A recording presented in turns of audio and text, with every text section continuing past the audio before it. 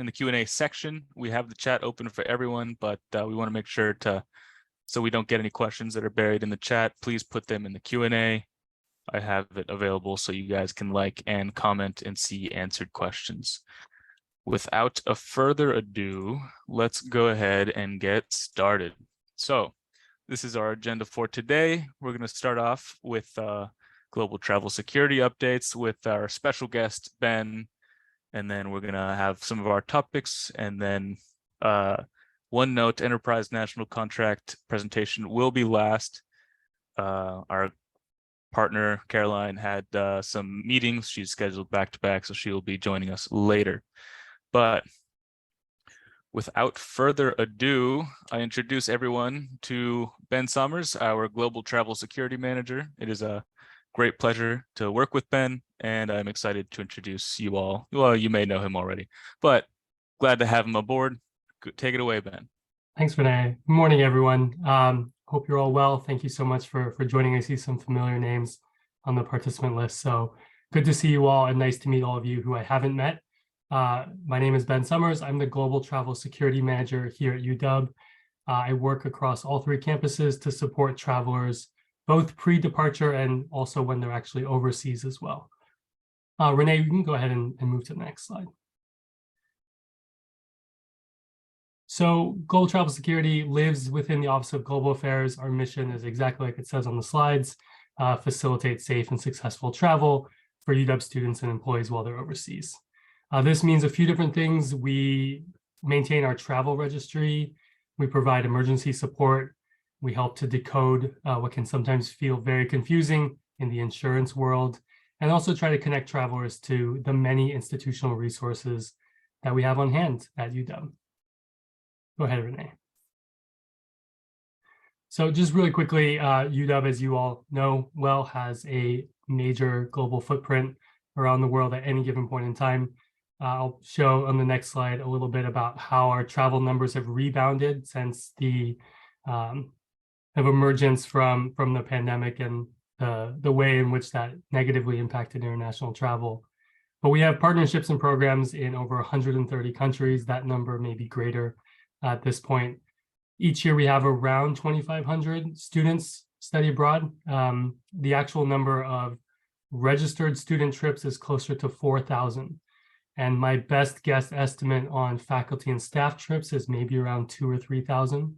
So many thousands of UW folks traveling around the world every year. And UW also produces the number 5 most Peace Corps volunteers as well, which is a cool tidbit. All right, Renee. So I'm going to kind of tell a very quick 3-4 minute story of kind of where we were in the early days of the pandemic, how we moved through it, and where we are now. So international travel is most definitely back. As you can see, we had less than 50 trips registered in the entire calendar year of 2020. Really, that's actually the last 9 months of 2020 from March to December. And the reason for that, of course, was nobody could travel internationally. This seems like eons ago, but there was a point in time when airports were closed, international flights were suspended, and just global mobility was at a standstill. It feels, again, like ancient history, but that was 2020. In 2021, we started to slowly see international travel resume. We had 646 folks who registered their travel, including 200 faculty and staff. So that was a time when we started to see some of these entry restrictions being eased back, and flights being resumed, airports reopening, and our folks were able to get overseas again. In this calendar year, it's fully back to pre-pandemic levels. So we've had, again, this number is outdated, but around 3,500 registered trips, including close to 650 faculty and staff. And that bar graph, I think, kind of illustrates nicely the way in which international travel has truly returned to UW. All right, next slide, Renee. And then quickly just going through a very brief timeline of where we were and where we are now. We suspended travel at UW on March 19th of 2020, and this was a blanket suspension for all forms of international travel, and it followed the State Department and their guidance, really advising all travelers not to go anywhere in the world. The entire world was under what we called a global level 4 travel advisory, which is the highest level on the State Department's travel advisory ranking. That went away in August, but most countries remained at level 4, and therefore most international travel was discouraged throughout most of 2020. All right, Renee, next slide. Because of this and our travel rules and restrictions, the travel policies at UW requiring travel waivers to any high-risk country. The entire world was considered high risk for most of 2021. So all of our travelers that were going overseas pretty much had to submit a travel waiver to get an additional layer of approval to be able to travel under our policies. That started to fall away in late 2021. We were even able to resume international study abroad and fully resumed it in winter quarter of last year. That should say winter quarter 2022, actually. In April of this year, we saw a revision to the Department of State's travel advisory system. And what that was is it brought us back to a pre-pandemic place where COVID was no longer the primary way in which the State Department was determining relative risk for travel to a particular country. So prior to the pandemic, we would see things like kidnapping or terrorism or crime as the primary indicators that would define risk in a country. That kind of got overshadowed by COVID during the darkest days of the pandemic. But as of April of this year, everything reverted back to pre-March 2020 and kind of a definition of risk that we all understood being around those traditional risk factors, again, crime, terrorism, kidnapping, and the like. And then finally, the other significant date was June 12th, when the return testing requirement for travel to the US was dropped by the CDC, and that was made permanent in October. So hopefully we won't see that come back, but as of right now, travelers to the US no longer have to provide proof of a negative COVID test within 72 hours of their departure. And that just made international travel so much easier because, of course, you were no longer at the risk of having to stay where you were and isolate if you returned a positive test. All right, Renee, next slide. So our current UW travel restrictions have really, again, gotten back to a place of where we were pre-pandemic. It's still true that all international official UW travel, and official is defined really as anything, any travel where you're traveling, being affiliated with the UW, representing UW, where any funding piece comes from UW, that's really the very broad umbrella of official UW travel. The word should here, I want to kind of pick apart a little bit. Students must register their travel. There's something called the Official International Student Travel Policy, or OIST, because we all need more acronyms in our life, OIST. And OIST says all students, regardless of whether it's curricular travel or non-curricular travel, must register their trip. If a student is going on a trip to Japan to visit family and it's a personal trip, they don't need to register. If they're going to Japan to represent UW at a conference, they do need to register. Faculty, other academic personnel, and staff technically do not need to register, but they should register. We strongly encourage them to do so. The reason is that we can know where they are, and we monitor events going on around the world and are able to proactively support travelers when we know where they are. For example, yesterday there was a pretty dramatic day in Peru where the president was impeached, and there were a bunch of political demonstrations that followed. We were able to message everyone that was in Peru and say, hey, this is happening, avoid the protests. When folks don't register, we don't know where they are, and so we can't provide that level of support. I'll talk a little bit about the insurance implication for that as well in a little bit. A quick note on travel waivers. Travel waivers are required for students traveling to level 3 or 4 countries on the State Department's travel advisory list. These are places like Colombia or Syria, Lebanon. For faculty, other academic personnel, and staff, a travel waiver is only required for travel to the highest risk tier, which is level 4. And again, Most of 2020 and 2021, the whole world was level 4, which is why everyone was submitting a travel waiver. That's kind of fallen away a bit, and now we're back to, again, pre-pandemic understanding of level 4 travel. These travel waivers get reviewed by an entity called the International Travel Risk Assessment and Safety Committee, or ITRASC, which then makes a recommendation to the university provost. And the provost is actually the one who puts the final rubber stamp of approval or non-approval on a travel waiver. And as you can imagine, this can take some time. So we recommend that travel waivers are submitted about 45 days prior to the traveler's departure. And again, that's just because it takes a bit of time to process those. Renee, next slide. So this is a quick illustration of where we were during the pandemic and where we are now in terms of those Department of State travel advisory levels. So right before this all changed, April 18th of this year, 99 countries were considered the highest risk level, level 4. This included countries like Spain or England or Mexico, places that we don't always necessarily consider to be the highest risk travel destinations. Once the State Department revised this whole system, things really settled back down to the way we understood them prior to March, which was 45 countries at level 3, 59 at level 2, and only 23 at level 4. So again, this made it a lot easier for UW folks wanting to travel overseas, not having to go through the travel waiver process. I see a couple of questions in the Q&A, and I want to kind of address those while we're in the realm of travel registration. So Monica, your question about postdocs, are postdocs considered students? It depends on the type of travel that they're doing.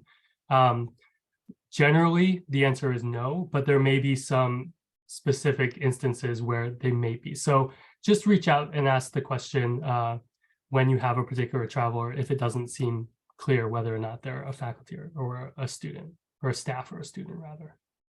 And I see a question here about that family visit to Japan example. Yes, any personal travel does not need to be registered through our office. When traveling to Alaska, Hawaii, do students need to register? No. Yeah, Monica, your question about faculty registration. The faculty members, yeah, sometimes it's hard to bring them on board with this, as I'm sure all of you know. Monica points out she had a faculty member say they would only register if they go to a quote unquote sketchy place. I'll talk a little bit more about the nuances of faculty and staff registration when we get to the insurance piece. And I think hopefully that might provide a little bit of context to that question. Travel, including personal time. Good question. Really, if, let's say there's a conference in one place, a traveler is going to take a week to sightsee somewhere else, and then, in the same trip, go do some research, for example. They should really register for the duration of that entire time they're overseas, even if there's personal travel dotted in there. And really good question there is about the list of countries that are categorized as 3 or 4. I'll share a link in the chat in just a moment to, that summarizes that. There's also an app you can download, which I believe is called Smart Traveler. And they always update the list of countries as they change. Buzzy, good question about US drivers without auto insurance in Canada. Right, in terms of recommendations for travelers who might drive there, I would kind of defer to whatever the university policies are around UW faculty, staff, other academic personnel, and renting vehicles and driving. In terms of specific recommendations, I don't really have any off the top of my head, other than just making sure that there is, in the absence of private auto insurance, there is some other kind of supplemental insurance that the driver has in place before such a thing would get approved. But I'm happy to also take that conversation offline and dig a little deeper with you on that. All right, Renee, because I'm running out of time here, I'll speed through these next couple of slides. So this is what our registration site looks like right now. We've changed these website designs to hopefully make it a little bit more intuitive for a user landing on this page. It used to be called UW Global Travel Security, which security is a loaded word. It also didn't reflect the purpose of this page. It's now called UW Global Travel. There's a travel registration button. Traveler clicks the button. The next page is the graphic you see on the right side of the screen. There are 4 purple boxes, and the traveler sorts themselves into the correct box.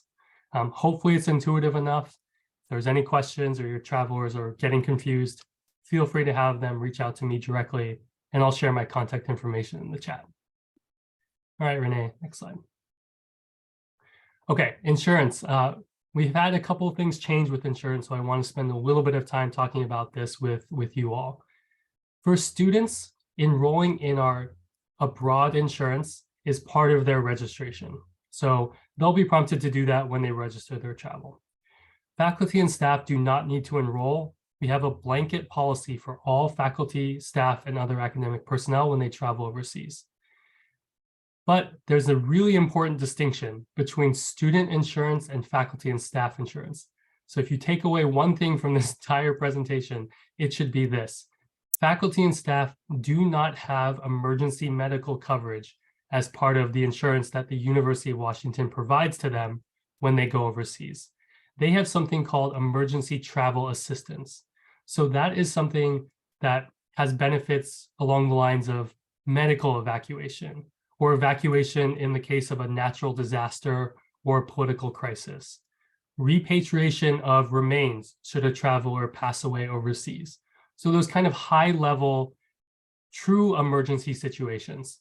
That's what faculty and staff have when they travel overseas through UW. Students have both. They have that emergency travel assistance. They also have emergency medical coverage.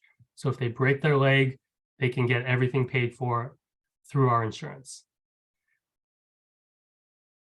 We understand that there's a big gap there for faculty and staff. Telling faculty and staff to use your private health insurance going overseas opens up a lot of different issues. One, should they run into an issue overseas, not every private insurance company is equipped to be able to deal with an international hospital. Their premiums could also go up. So in order to account for this, we've created an optional buy-up medical coverage enrollment option for faculty and staff. This will be available from January 1 of next year.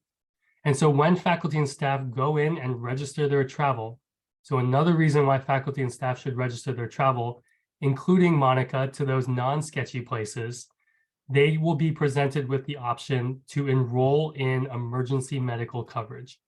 And the premiums are really cheap. It's around, I think, $2.15 a day. This is not a reimbursable expense, but it is something hopefully that a lot of travelers will take advantage of. So again, this will be effective January 1 of next year, and it will be tied to travel registration. So when they register their travel, they'll be presented with an enrollment link within their travel registration. I should note, because I failed to do so on the last slide, travel registration happens on the Office of Global Affairs website. I'll share that link as well in the chat.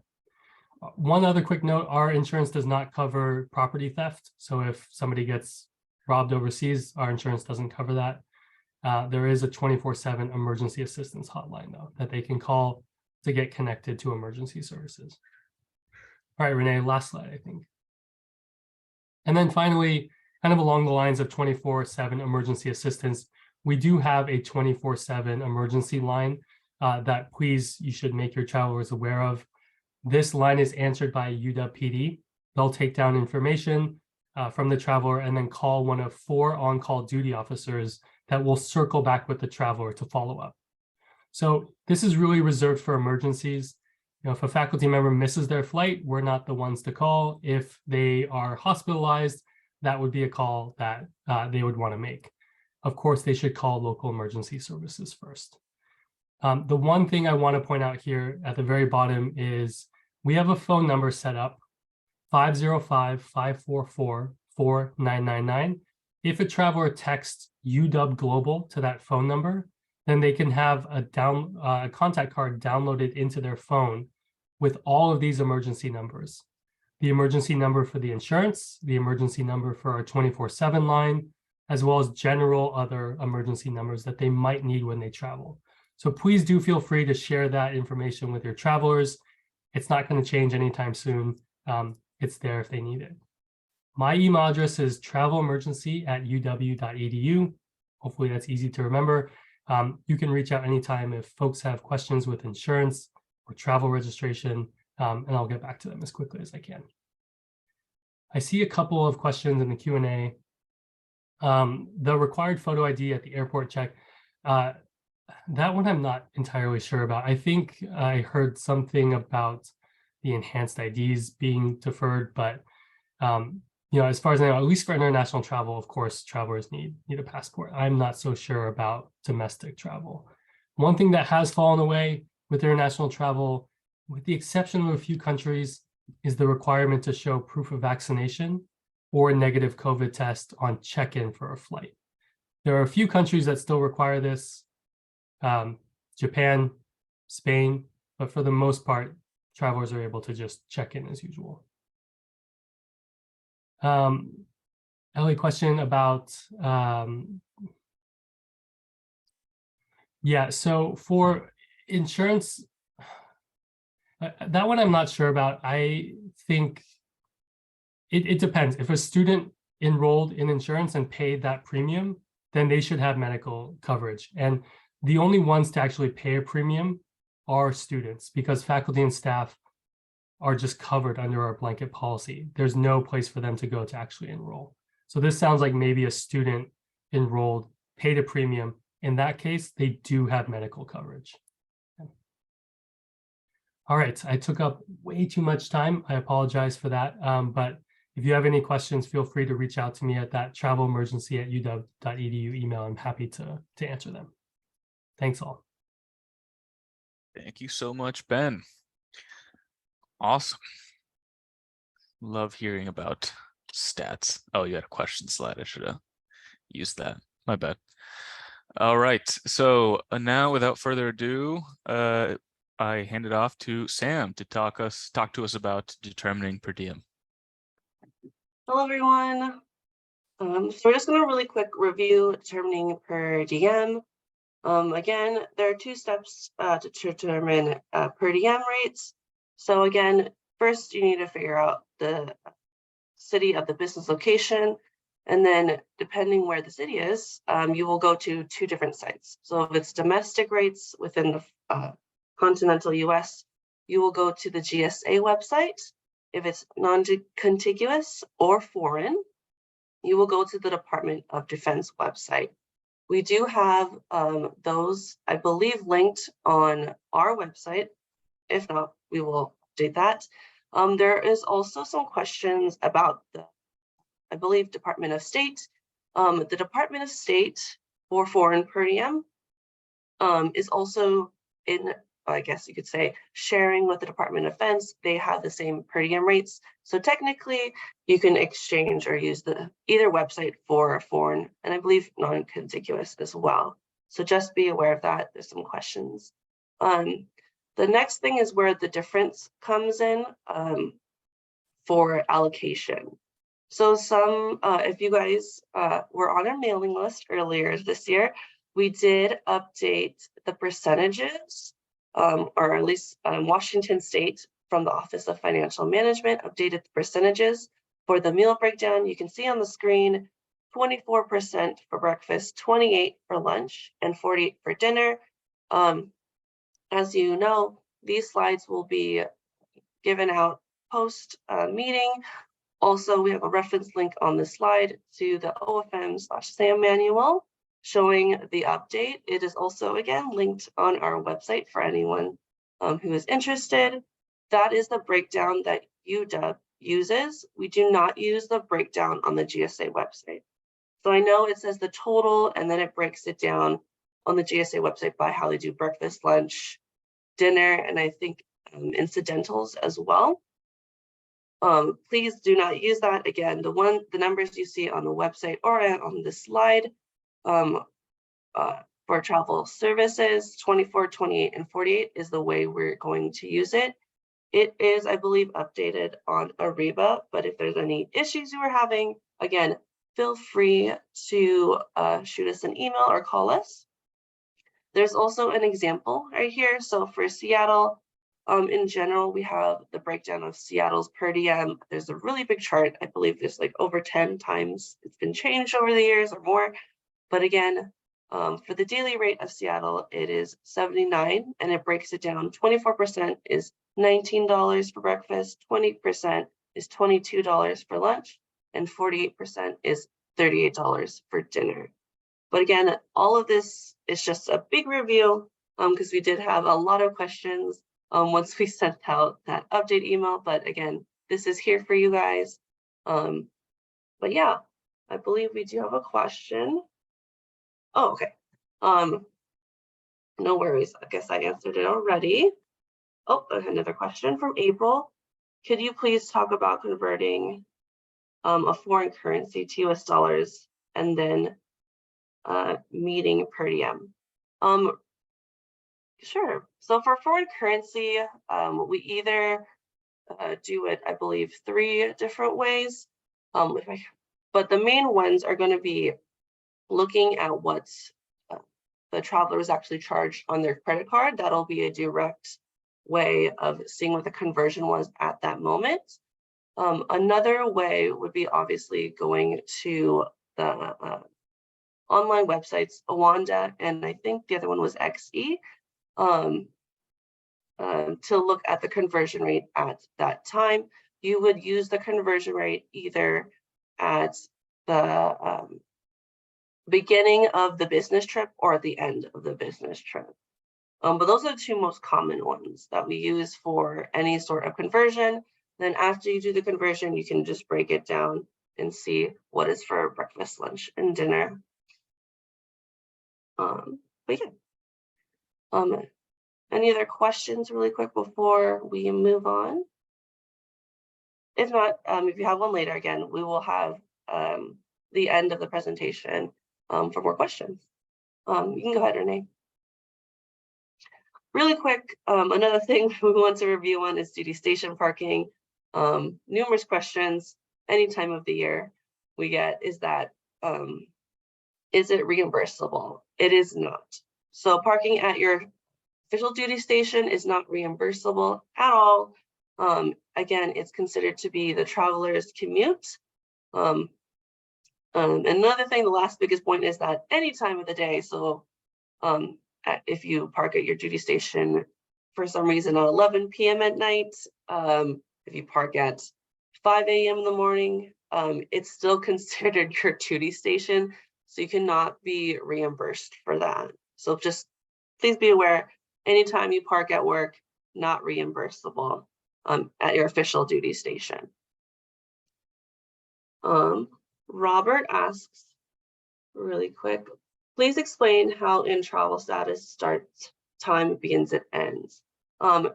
Sure. Just really quick. So when we say the start and end of travel status, we meant when the traveler leaves their home to go onto the trip, and then it ends when the traveler arrives back.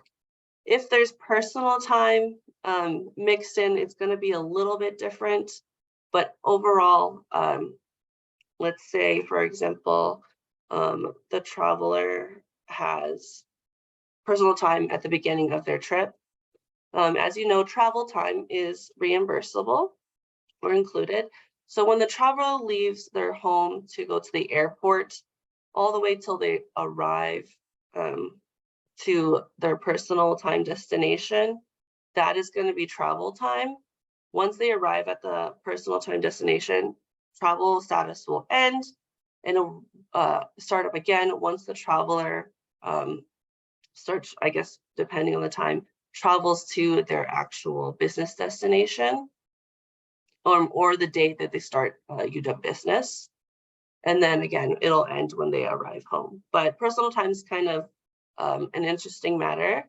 You can again, we can break it down more for you by shooting us an email of your situation, but overall, when the traveler starts or is when they leave their home and ends when they arrive back home or work. Okay, And then Cindy asks, does duty station parking a rule apply to student employees well, or just faculty and staff? It applies to student employees as well. Okay, Sally asks, for parking at a duty station, is it still not reimbursable if someone comes in on a day they usually are working remotely? That would depend on your telework agreement. Overall, usually if it's a kind of a loose agreement with you that you have with your manager, and you could technically come in any day of the week, you would still not be reimbursed for that duty station parking unless again, your telework agreement says you're only going to come in on Wednesdays, no other days of the week, and for some reason you come on a Friday, depending on the situation. Again, it really depends on that telework agreement, but I'm going to have to say no, it's still not reimbursable. Okay. And the last one from Monica. What about parking at another UW location within Seattle, such as SLU? Duty station is UW Seattle campus. So you would determine if it's an official duty station or temporary if you're going to be there for a year or more. So if you're there at the SLU duty station for a year or more, it's going to be counted as an official duty station.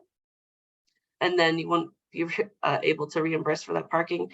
If you're going to be at the SLU duty station or SLU in general for less than a year, then it's temporary and you can get reimbursed for that.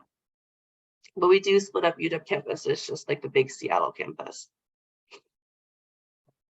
Okay, and then Cindy asks, if a traveler is using one of the UW contracted travel management companies, a travel agency, any possibility that those booking sites auto-register international trips with UW Global Affairs? Or do those booking sites at least alert travelers that they should register with the Global Affairs office? I believe, Ben, correct me if you're still here, if I'm wrong, I don't think the TMCs or the travel agencies do not. It's the responsibility of the traveler or the department to do the registering. Yeah, that's right. Unfortunately, there's no kind of automatic feed or anything like that leaking into the travel registry. It actually also is up to the individual traveler to register, and they do so using their UW Net ID. So unless an administrator has that information, nobody's able to register their travel other than the traveler themselves. Thank you. Okay. But yeah. I hope that answers your question, Cindy. Okay. Okay. If there are no more questions, we will. Oh, one more. Raquel asks, what if a guest speaker comes to UW and Parks? Is that reimbursable? Yes. So as long as the guest speaker's duty station is not UW's campus, that is a temporary duty station for them, and they can be reimbursed for that.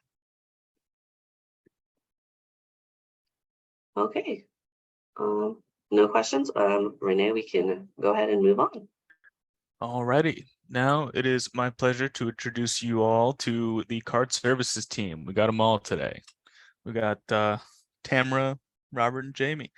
So please go ahead and take it away.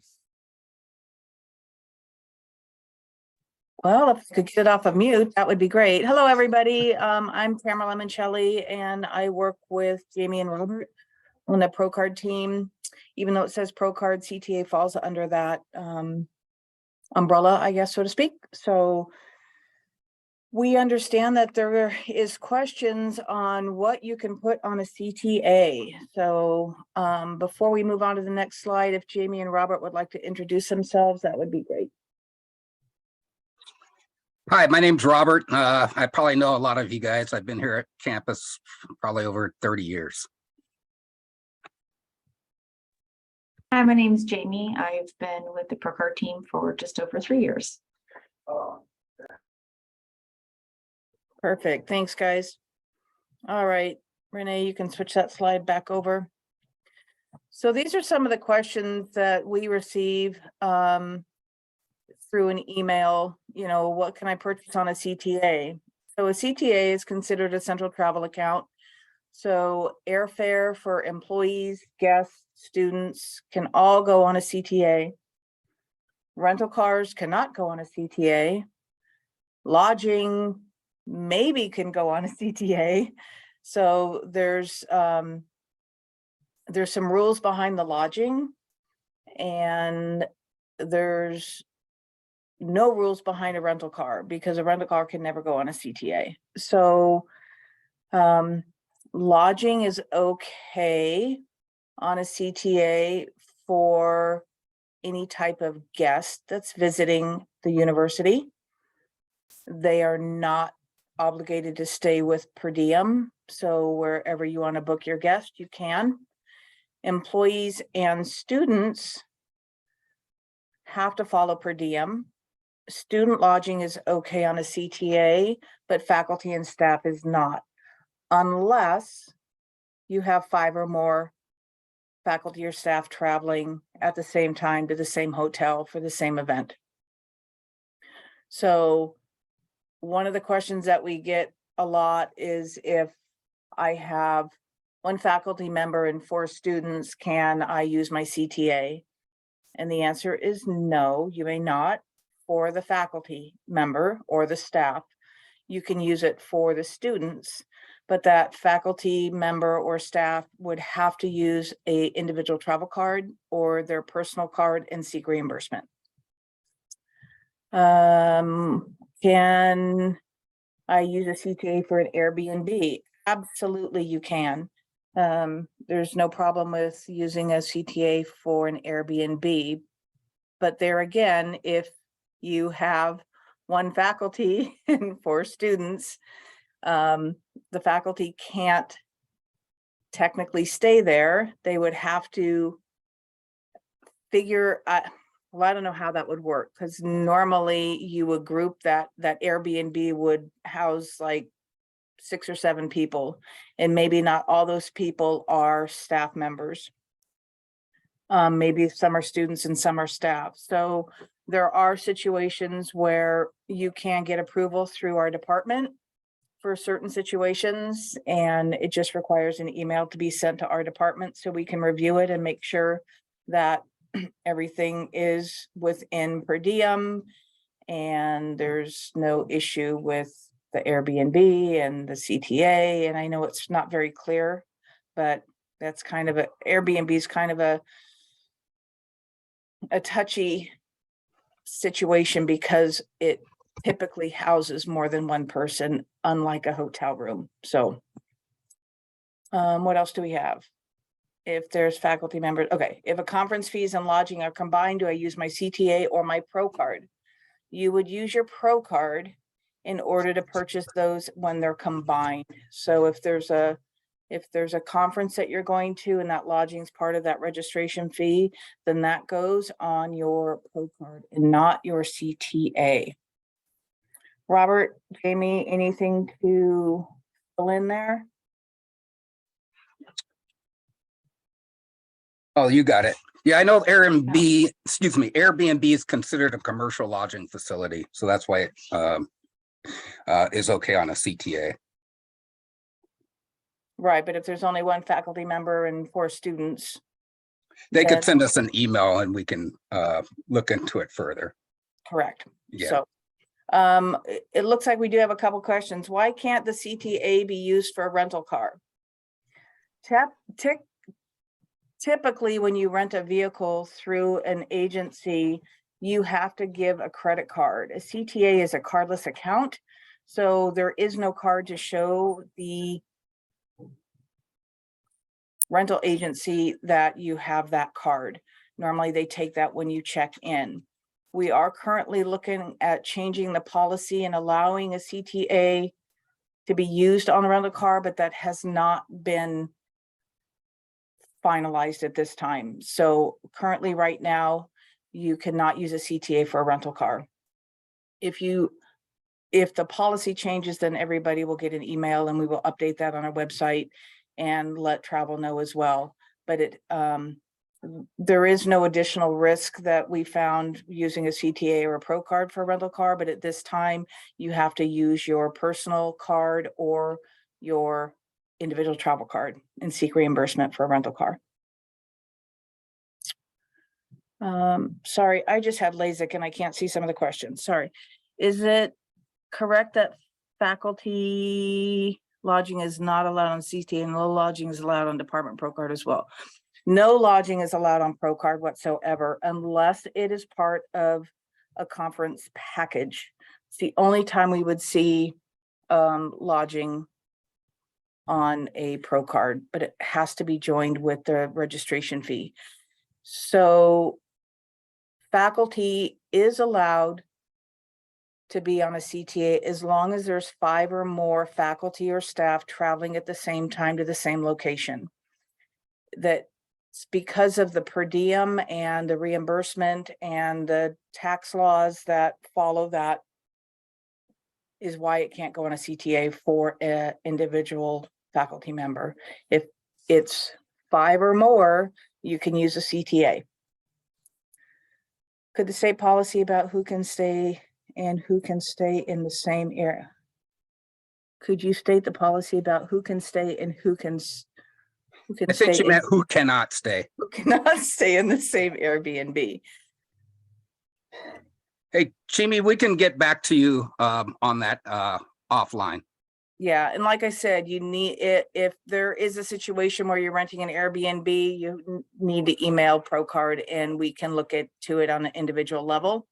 At this time, it's not a policy that says faculty can stay, one faculty member can stay in an Airbnb with 4 students, or if the one Airbnb is kind of like a room and it falls in per diem, then absolutely that faculty member can stay there. So it's more the bigger Airbnbs where you're housing, 5 to 6 people at a time. Those are the ones that are questionable. If it's a single room, which is registered as an Airbnb, you may use your CTA for that, for a faculty or staff.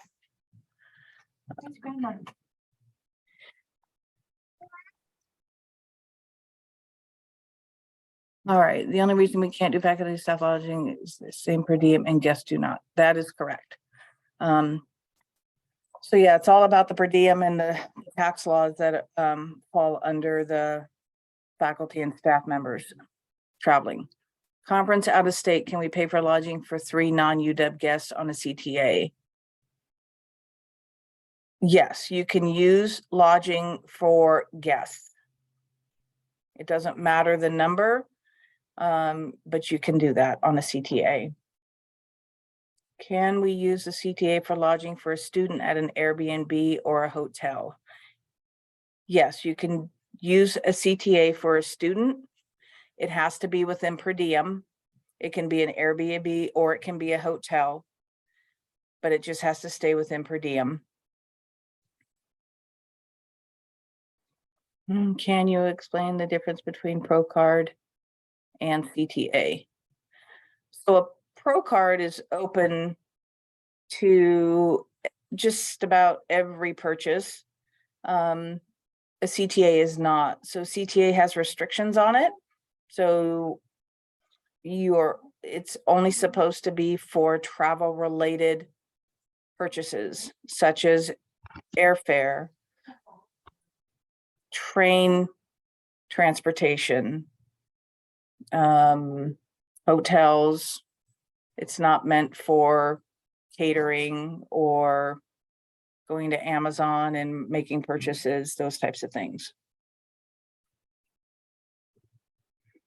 Oh, put my glasses back on. This is weird because I haven't worn glasses, but I can't see the small print on my laptop. I can help out too, Tamara, if you need to. Perfect. Okay. If the conference fee includes lodging and it's the faculty member, is that okay on a Pro card? Yes. Because it doesn't technically have to fall under per diem because it's a group package. Hope that makes sense. Yeah, one way I always tell people is if the lodging is being paid to, like if you're going to a conference at Stanford, that you pay Stanford and then Stanford is paying Hilton directly, that you're not using your Pro card to pay the hotel directly for the lodging. So in those instances where you're paying another entity and then they're paying your lodging, but it's included in the package, that's a good way to remember that you can use that on Pro card then. All right. Please discuss travel lodging from online vendor that won't provide a lodging folio, how to document. I'm not 100% sure what you mean by that. Ye- An online vendor like booking.com? Hey, Ruth, you could send us an email so we could look at that if that comes up, because I'm not too familiar with merchants not being able to provide a lodging folio. Yeah. The hotel still should provide a folio when the guest checks out, whether you use booking.com or, you know, one of those other third-party booking agencies. The hotel still should give you that. It will give you that in advance. It'll give it when the guest checks out.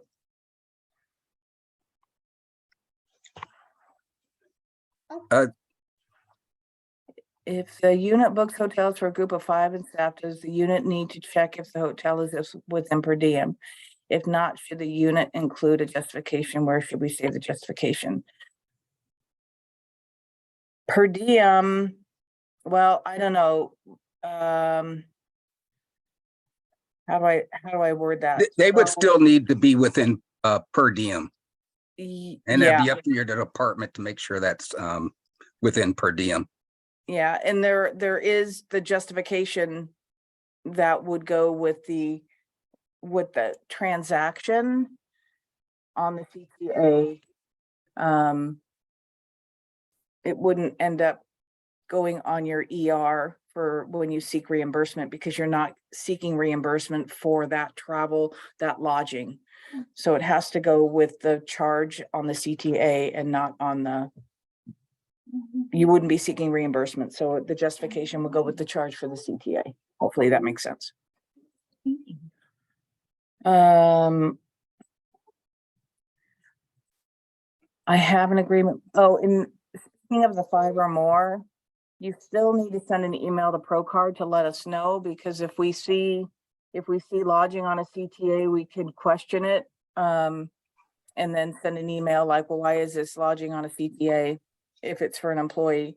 So make sure that when you do have that, you send an email to procard@uw.edu letting us know that you're using lodging for 5 faculty.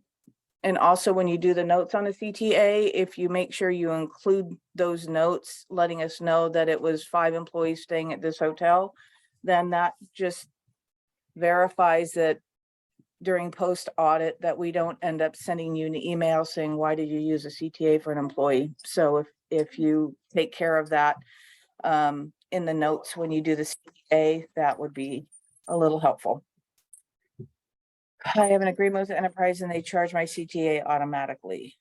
I'm assuming for a rental car. Yeah, you just would need to fix that with Enterprise.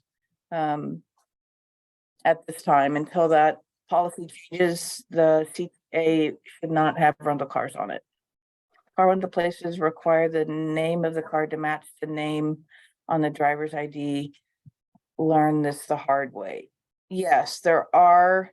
The rules for rental agencies are kind of different. Sometimes, you know, if you rent it at an airport versus, you know, a different location, the rules are different. And sometimes we do that. So renting a car on a CTA at this time is not allowed. That's why you need to use your personal card or an individual travel card. But as the industry changes and starts to realize CTAs and those types of things, then I have gone to a rental agency and used my travel card and then turned around and used my personal card. So when I get there, check in with that. So those are some of the policies that we have to get determined and figured out before we can say, yes, you can use a CTA for a rental car. But still, again, at this time, yes, an individual travel card matches your ID, and that's how you end up renting a car. Is it still true there is one CTA per department? Typically, yes. Oh, did I miss one? Is it still true that CTA is not assigned to a person? CTA's first name, last name is Grant. Yes, that is true. CTA is typically says CTA in the department name. So CTA can pay for student lodging in Airbnb, yes. As long I as add it's one within- thing to their question there. There have been a few departments that have more than one CTA, but definitely forward us an email and explain the circumstances if your department will need more than one CTA, because sometimes you have different areas in your departments doing different things. Yeah, that's true. Thanks, Robert. So CTA can pay for student lodging in an Airbnb. Yes, as long as it's within per diem. Can guests use a CTA for lodging at non-UW sites if they're visiting a site out of state, for example? Yes, you can book lodging for a guest on a CTA, whether it's within state or out of state, when they pay third party like hotel.com. Yes, yes. Yeah, if you do the third party, Ruth, I'm assuming that question is related to the other one that you submitted. And still the hotel should still give that folio to the guest when they check out. They just have to ask for it. Sometimes they don't. Hotels used to leave the slip under the door. I don't know that they do that anymore. You just, when you go and check out, just ask for the faculty or the guest would have to ask for that. I had a case when the traveler reserved the hotel on hotels.com and the hotel could not provide the hotel folio. Have to reach out. Provide a receipt, not a folio. Interesting. Yeah, you may want to speak to somebody in charge, maybe a manager at the hotel, to see if that can be provided. Yeah. Just because you book it and you pay for it through hotels.com, you're still renting the room from the hotel itself. And they really should always be able to do that.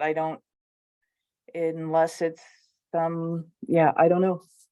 That one, I'm sorry, but yeah, you should always be able to get a receipt from the hotel, even though you paid for it with hotels.com. Ruth is correct. Several hotels have refused to provide the traveler with a copy of the folio when booked through third-party sites like Travelocity. Okay. Well, Can that's take that something for us, offline something to and- look into. Yeah. What if a flight was purchased with a CTA, but the dates of the flight involved personal time? The division coordinator booked it via the travel agency. We found out after the fact. Well, that would be a reimbursement issue and a travel policy, not the travel department, not our department. If there's personal time involved in that, so they would either have to pay back the department. I don't know, Renee, how do you guys handle that? When personal time is put on a CCA? No. On a CTA, yeah. No, well, they would just have to have a comparison itinerary in their department files if that cost is different, if that was placed on a CTA. But we don't allow personal travel on a CTA for airfare. If that's the case, please use a travel card or personal card and seek reimbursement. That is correct.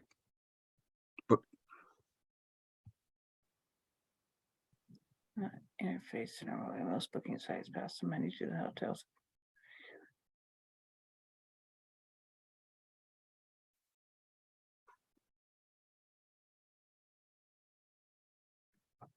Buzzy, that's a great comment. Thank you very much for that. Yeah, and we do not suggest that you use third parties for booking hotels anyway. It's kind of on our website that it's preferred that you use our travel agent or book directly with the hotel. Because a lot of times we had one instance, I think, Robert, it was a few years ago where somebody thought they were on a hotel website and it ended up not to be, and they were out. Gosh, it was over $1,000. Do you remember that? Kind of, I think that, yeah, there's all sorts of different scam site, not a lot, I don't know of a lot, but some scam sites that could be out there. So just Yeah. pay attention to what company you're booking with, especially if Yeah. it's one you've never heard of. Definitely do a Google search if it's a company you never heard of, or if it's a deal that's too good to be true. Yes. Good advice. All right.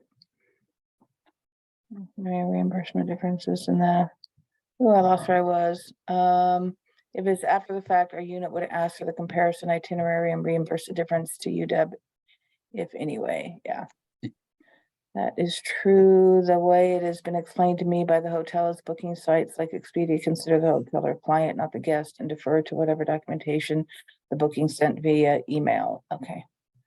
Yeah, and like we said, it's preferred that we don't use those hotels or Expedia or things like that, because sometimes there is a what do you call that? Trojanware that will send you somewhere else and you'll end up getting you'll lose out. I had a group of students have to try to get through a crime scene to get to the lobby, no third party.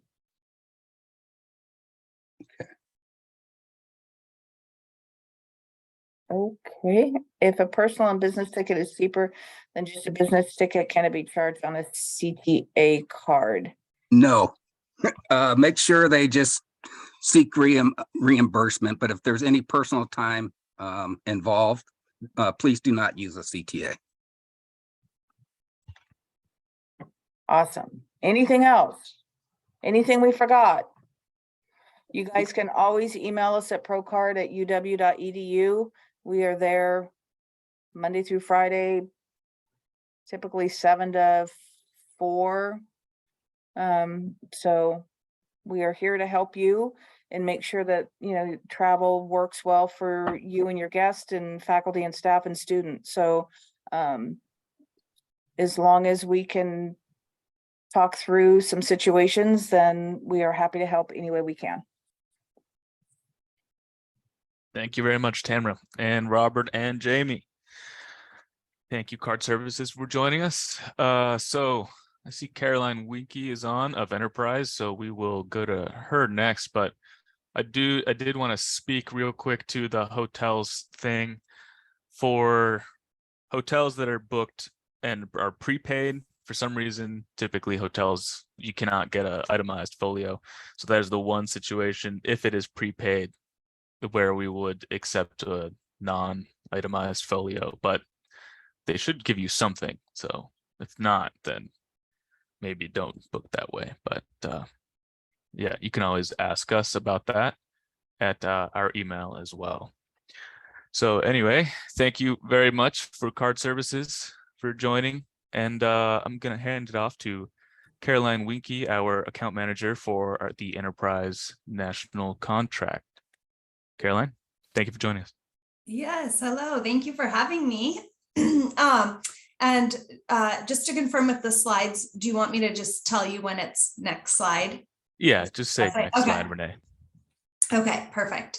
So just to start off, I'll do a quick introduction for myself, and then Jason Hawes should be on here too. Let's see.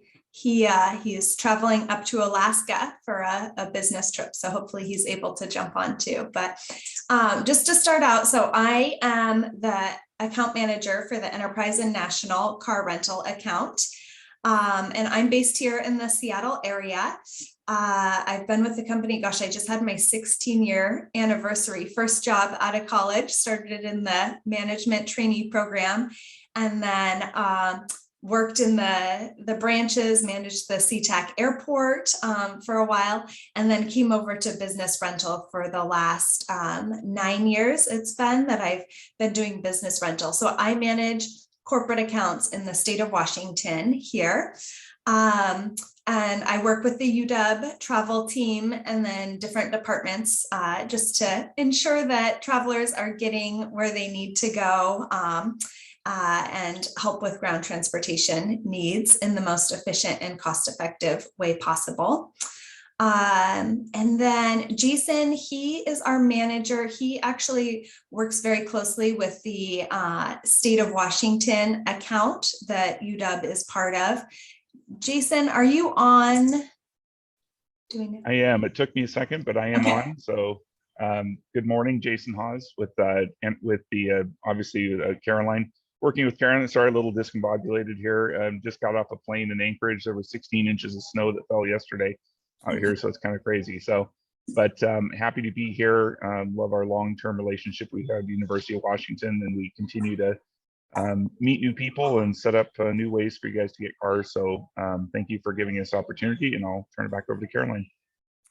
Yes, and the goal for today is to go through our program that we have set up for the university. And a couple of things that I just really want to highlight for you guys too is cost savings that's included with the program, and then traveler satisfaction and the booking process too, to make sure that you can take advantage of all of the perks of the program.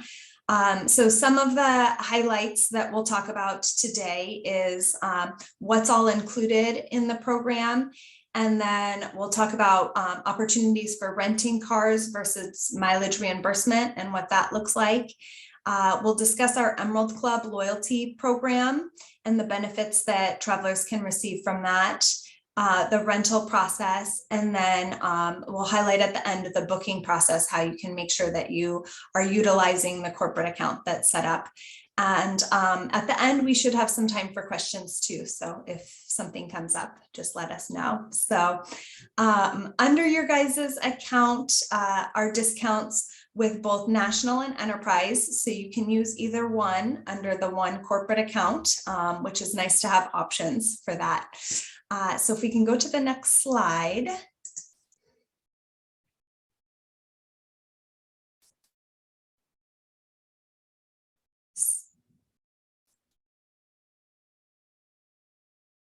There it is. Perfect.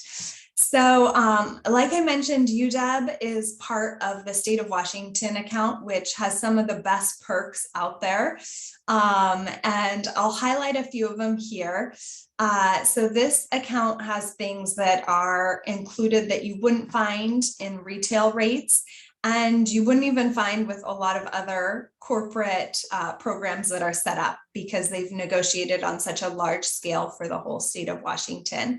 And so a lot of these things are very unique just to the University of Washington program. So first off, the program does include coverage, which is great. So it's worry-free driving when you're out there renting a car.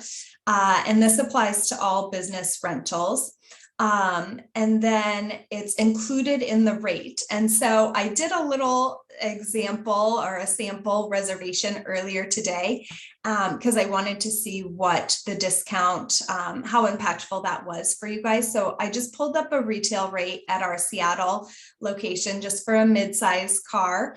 And it was 63% higher than your guys's corporate rate, and it didn't include coverage. And so it's really beneficial for you guys to not only have the low set rates, but also to have that coverage included in there.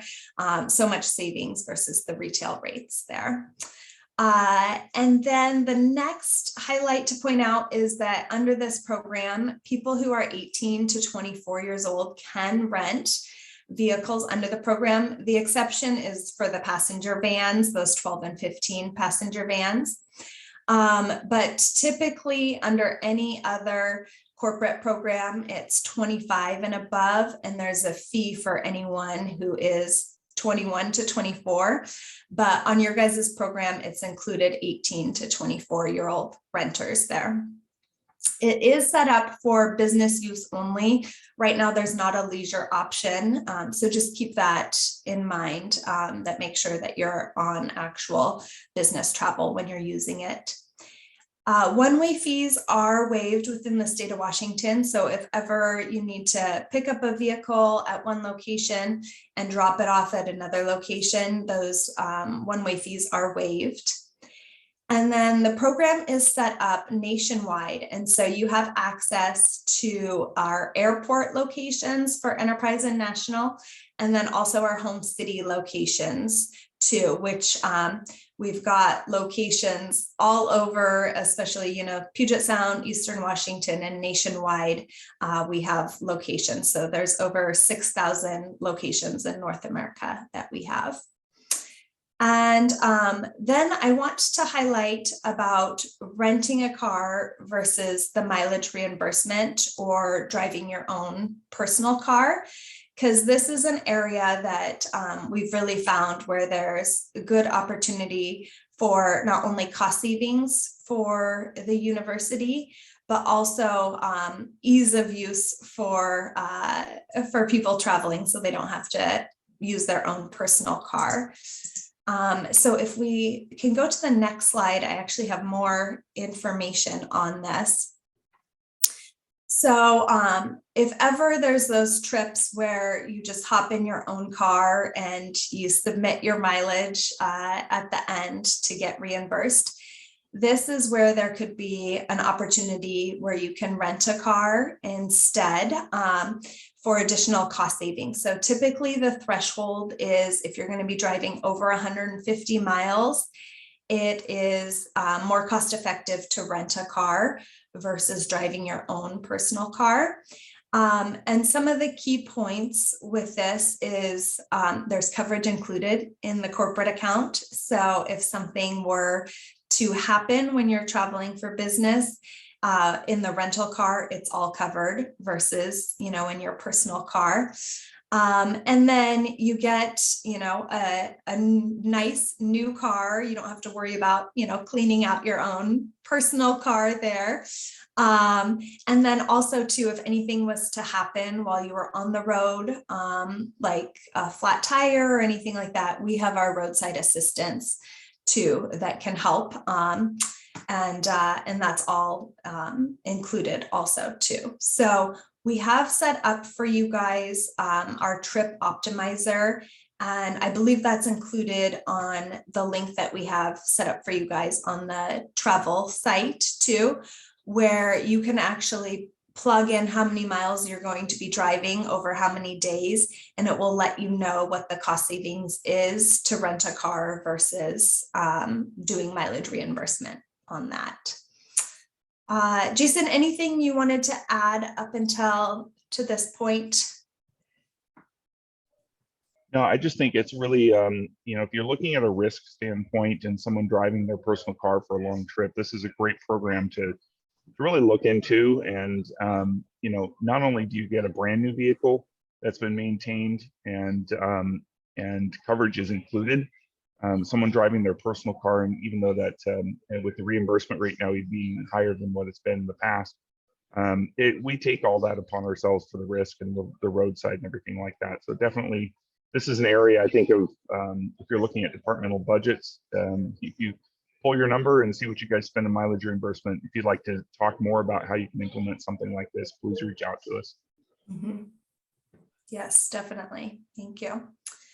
And then if we go to the next slide, next we're going to highlight our 2 brands and then also the loyalty program that is associated with both brands. So National is our premier airport brand. So they're at all airports and they're really focused on the business traveler. So being able to get in and out of the airport. And Renee, if you want to click through to, I think there's a couple clicks that will pull up. Yes. Okay. So National is at all of the major airports, get in and out quickly. Enterprise is at airports and then also the home city locations too. Their rental process is a little bit different. You'll have a rental agent check you out and walk you around the car and such.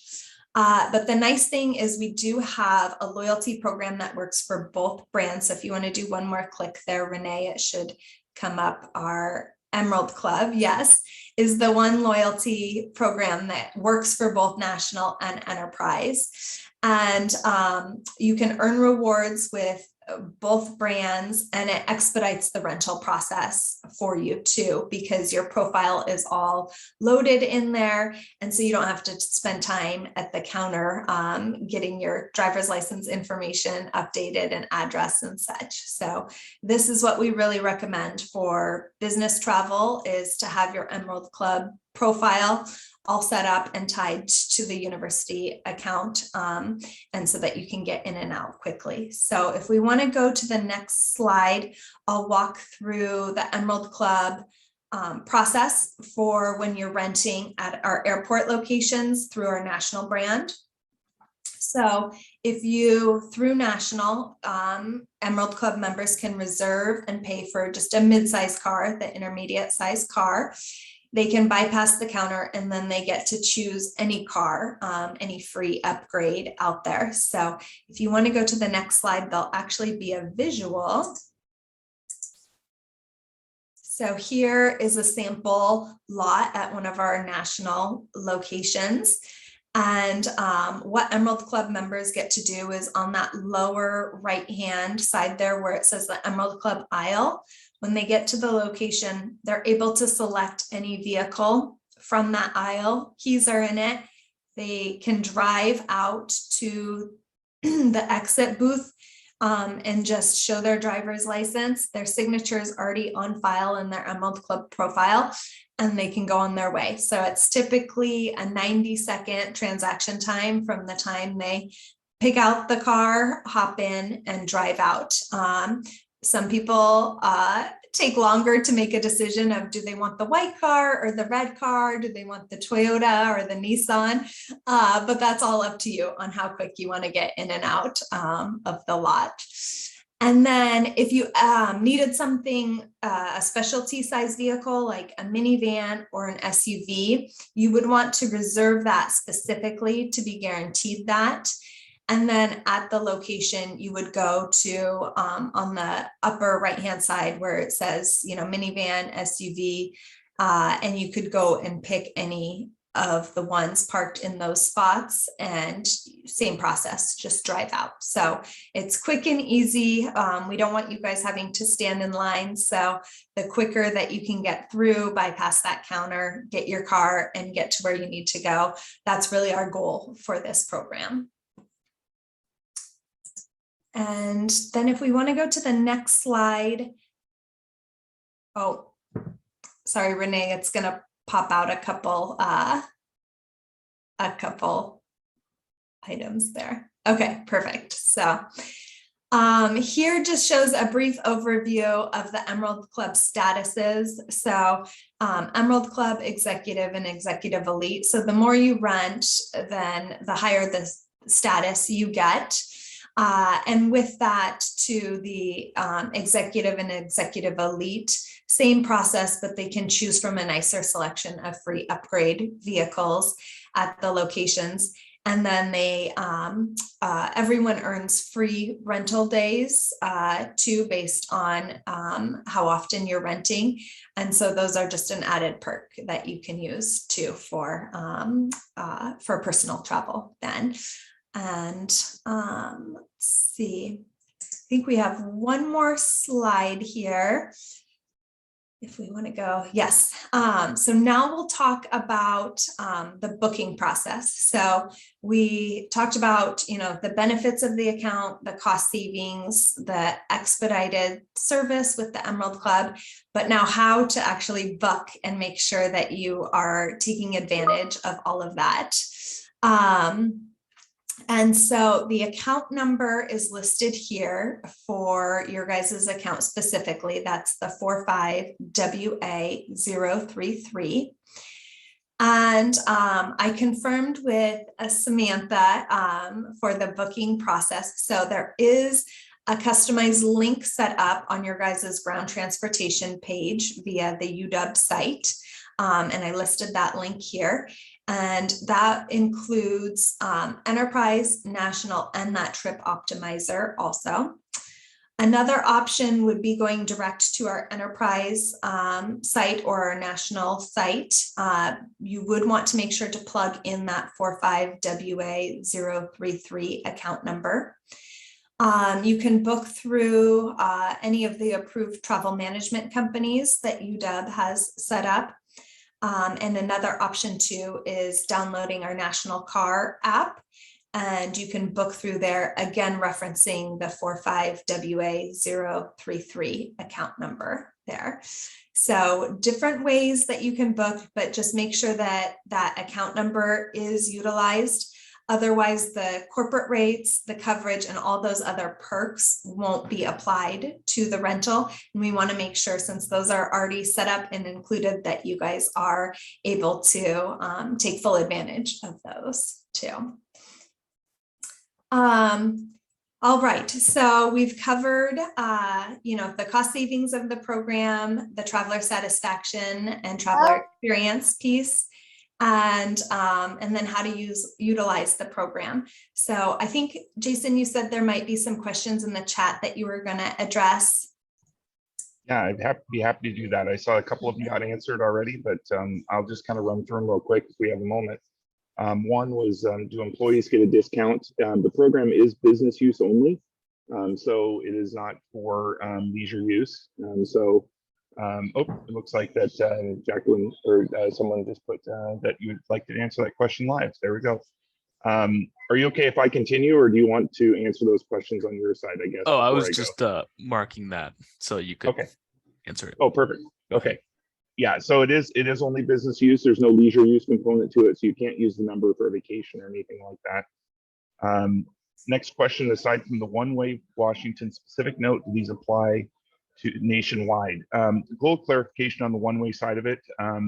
There's an airport to airport rate that is the same price daily rate from any airport you pick up and return. You can pick it up in Seattle, drop it in Portland. There's a daily rate that's associated with that.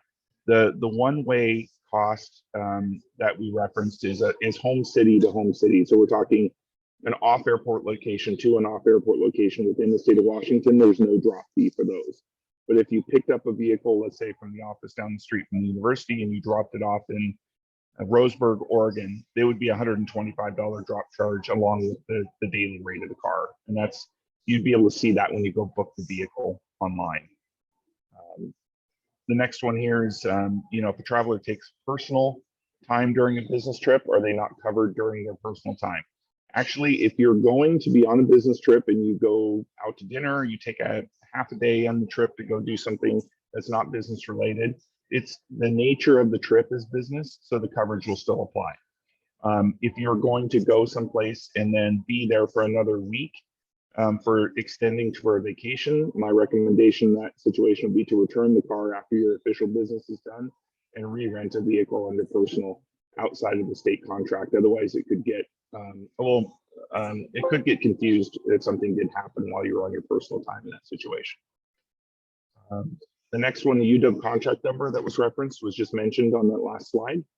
So that's that one I think you have there. Is the rate cheaper than U-Car rental? Great question. I don't have access to your U-Car rates, but you can easily do a search on the website or through all the methods you did here to compare the U-Car price to the Enterprise or National price and look at that. I know that we don't charge for mileage or different things like that. So that would just be a case-by-case comparison.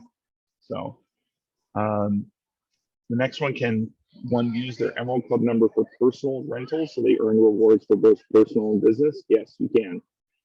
In that scenario, though, you'd want to make sure that when you book the vehicle, you don't have the University of Washington corporate ID number in there. But you can earn for personal and business use. The next one, yes, compact economy, standard, and midsize are all considered under full size. And as Caroline said, if you book the midsize car and you go to the Emerald Isle, no matter what you drive, it's charged at the midsize price. That's one of the biggest advantages. And so there's significantly amount of upgrades that take place at no cost to the renter, and they, a lot of times you get to choose something nicer than that bid size. And then Lynn put a clarification, they would use their personal credit card to pay that. There's no billing associated with the program, so you would use a credit card, whether it's a personal or university issued card for payment there.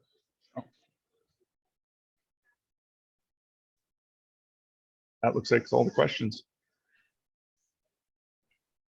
All right. Well, thank you for answering those, Jason. And thank you guys for allowing us to come on and share some highlights of the program with you. Hopefully you guys learn some information and are able to utilize the account for your travel needs. And we appreciate the partnership. So thank you guys for that. And yes, feel free to reach out if there's anything else that we can help you guys with. Thank you very much, Caroline. Yes, thank you. Happy holidays. Happy holidays. Bye. All righty, so let's go ahead and let me go back in slides.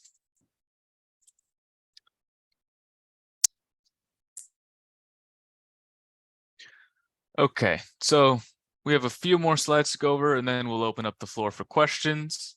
So we just wanted to talk real quick about comparisons. Let me do this here for current slide. So for comparisons, we will require them to be done as round trip comparisons. So with the one exception of if flights were booked as one-ways and personal travel only affected one route, and if the one-way comparison was done at the time of booking. Of course, we always encourage all comparisons to be done at the time of booking, but it's not always possible. But yeah, and then next, we just wanted to make a quick announcement that we will be transitioning to the full version of Connect this coming Monday, the 12th. As you may know, right now we are on the light version of Connect, where we use tickets, and our customer service team is on the full version of Connect and they use requests. So after Monday, we will also be using requests. There will be no disruption in our service and all tickets will be converted to requests. So there should be no disruption to answering you guys' lovely questions we get all the time, but we just figured we would let you know. And so Cheryl asks, do you have any info on your website about how to do a comparison? So how to do a comparison, generally, we're pretty lax with that process. We just ask that, you go on a website like Google Flights and put in the dates of what business only would be. So say Sam was to fly to a conference June 3rd through 5th, and she was staying for another 2 days, leaving on the 7th, and those extra 2 days were personal time. In that case, she would go on, when she books, ideally, she would go to Google Flights and type in June 3rd through 5th for a conference for the same location, same flights, and then take a screenshot, and we would reimburse her whichever was cheaper between that and her flight. We do also have a link on our website that has some guidance on how to do comparisons, but if you want to run a comparison by us, you can also always email it to us at travel@uw.edu. And Nuris says, for Connect, would you need two-factor authentication? I'm not sure if you need that to sign in to the web form to use Connect, but it's possible. They keep expanding every UW link to also use Connect. But generally, you can just continue emailing us like you normally do. Shouldn't be any issue there. But yeah, that is a good question.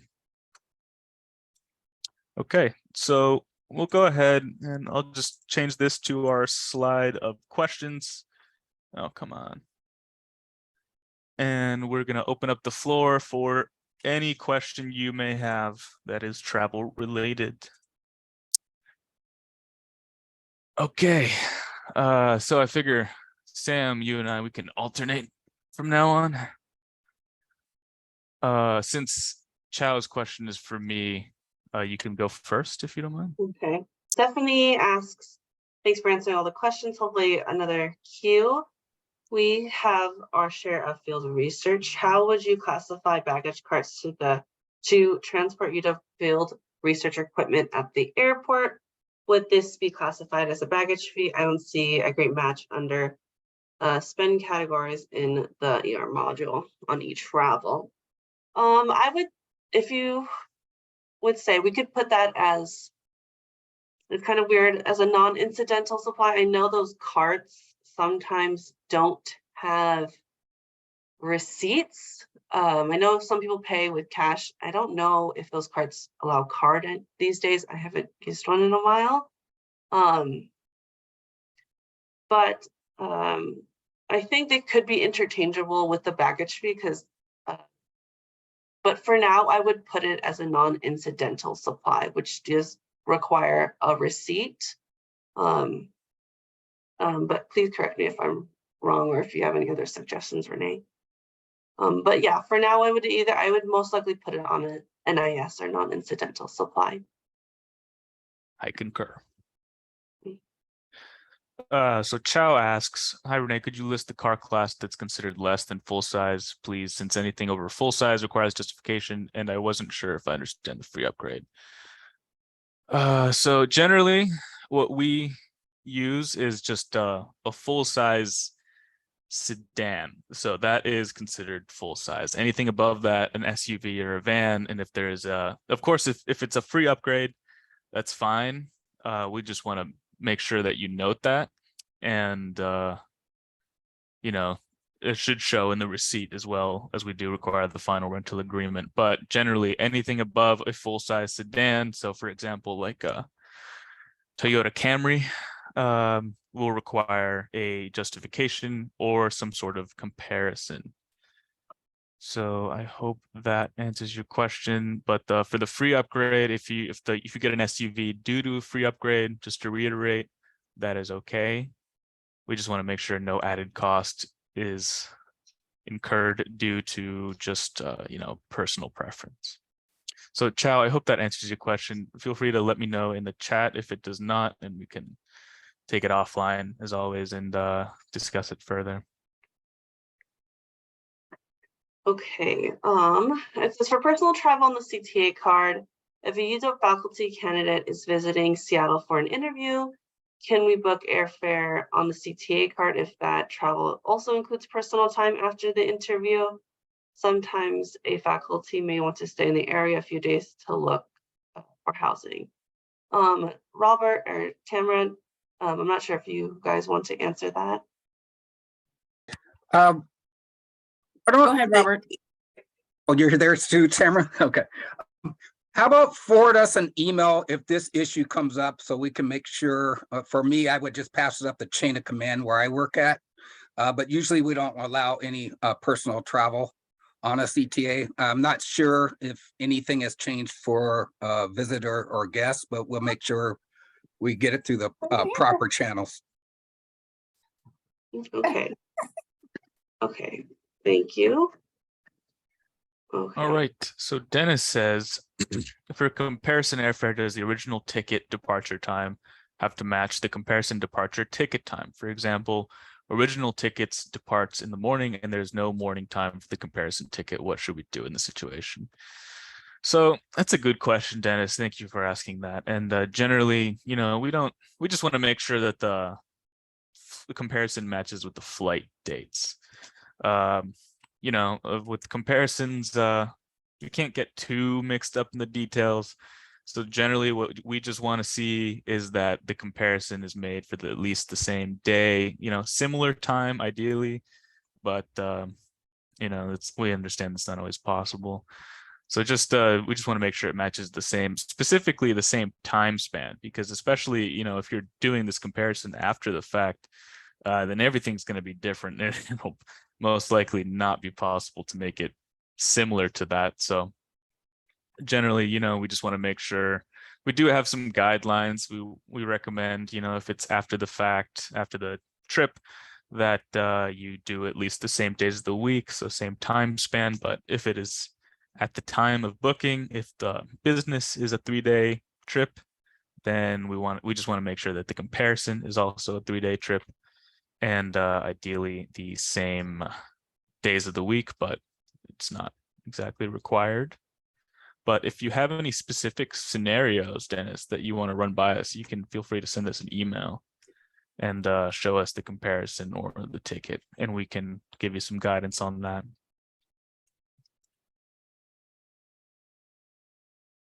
Okay. Shyla asks, had an issue with a comparison come up. UW Med uses Concur/CBT or Christofferson. Recent ER came back saying comparison did not show the economy class seat, but not an option in our filters in CBT. Even our FSS folks didn't know, and I had to use a travel agent to find. Is this a new rule? I've been here 10 years and never come up. Usually when Renee and I are checking for comparisons, or just whoever's checking amongst our team, we do want to make sure that it literally says economy or main class, main cabin on the comparison as well. I agree. We have also seen on our end that sometimes the comparison doesn't have the words economy, but it is still required to have that. It is maybe look like we can assume that it's the economy class, as it is the lower price. If we're working with not just CBT, but any of our 4 travel agencies or travel agency outside of our UW contracts, I would just have the travel agent confirm that these comparison flights are economy in some sort of email, and then attach that to the ER.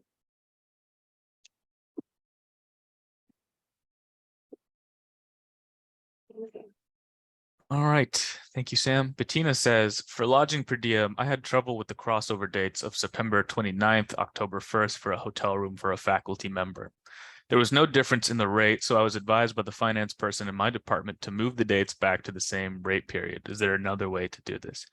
Unfortunately, this is one of the things, kind of a limitation of Ariba, where it really will not accept it if it is over the crossover date. It's annoying and it's not ideal, but so long as the rate stays the same, especially if the rate stays the same, I think the way that your finance person advised you to do it is the best way to do it at this time. Thank you for your question.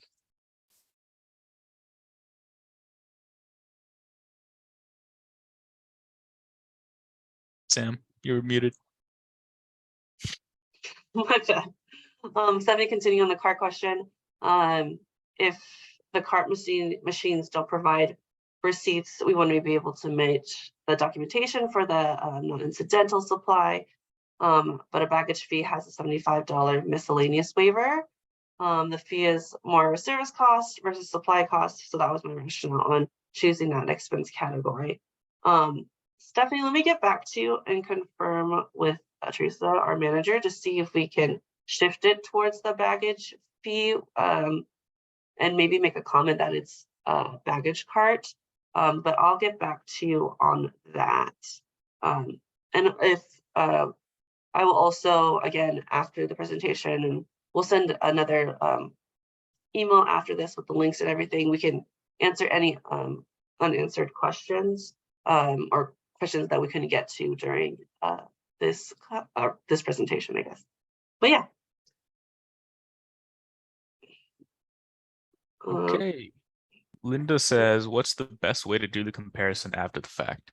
I did answer the question, kind of, but I didn't give plenty of details. So after the fact, just to reiterate and kind of elaborate as well. For after the fact comparisons, we want to make sure that it is, you just ideally, so we recommend that you do them in as advance as you actually book the ticket. So say the ticket was booked, the real ticket was booked a month in advance, then the comparison ideally would be done, we recommend to be done another like a month from the current day that you are making the comparison. And then you use the same days of the week as the business would be So you kind of, you say if the business was Monday through Friday, or Monday through Friday, then you would make the comparison a month in advance, Monday through Friday. And just using something like Google Flights or Expedia or Kayak, and making sure that it is a round trip and also shows or matches the C class that was approved for the actual ticket. So usually that'll just be an economy ticket. So yeah, and I do see we are at time. We have our time booked for 12, so we can stick around and continue answering questions. But if you have another meeting to drop off to, feel free to do that as well. I just want to mention one last thing that we did add. We did hire a new student assistant recently, and so you're going to see another name approving or denying, reviewing your expense reports. Her name is Rachel, and she's doing great, and we're happy to have her. Okay. Jody asks, no SUVs is allowed for car rental, right? Again, you cannot book straight up an SUV unless you have a UW business reason. So sometimes you can, people rent SUVs or vans for like equipment, multiple, or they're just driving multiple people or more than 5 people, etc. But you would have to explain that with the UW business reasoning. We just recommend, again, a full size or smaller rental. As Renee mentioned earlier, I believe Renee mentioned this earlier, if you, or Enterprise mentioned it, if you book a full size, you go to the lot and you have an option of a free upgrade, as I said, to choose an SUV, mid-size SUV, for example, but you get charged a full-size car. That is perfectly fine. You just need to make sure you mention that in a comment, helping explain, again, the big picture, showing that there was no cost or extra cost to the university by driving that SUV because you were charged or given a free upgrade. Yeah. And then Sal asks in the chat, isn't a Camry a full size? A Camry could be a full size car. We do accept Camrys as a full size sedan. Yeah, I think I mentioned that one earlier as the example of what a full size sedan would be. That's the only thing I can think of off the top of my head. I used to own a Camry. I'm a big fan of Camrys. Okay, so Raquel says the traveler went to a conference for a few days. He uses Uber rides to grab dinner each day, which is outside conference time. Is this reimbursable? So this is one of the ones that I think we've been talking about in pretty much every info meeting we've had, the reimbursability of car services. I think, so where we left off for this situation is, so generally we just want to make sure that car services aren't taken purely due to convenience and personal preference.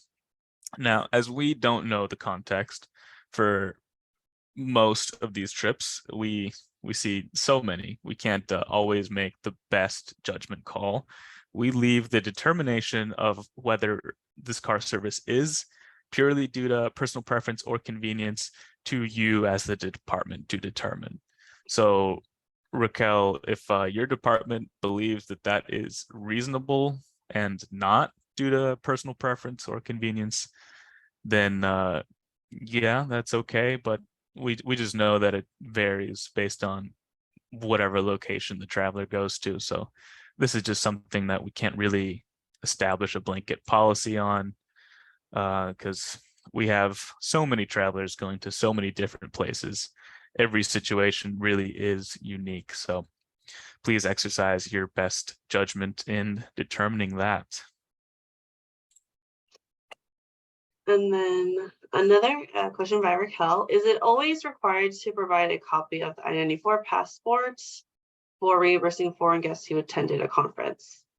For foreign nationals, the I-94 and passport copy is always required when the foreign national comes in or leaves the United States.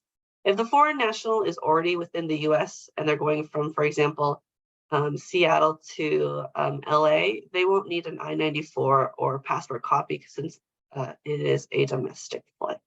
So again, it's only when the foreign national enters or exits the United States for a business trip.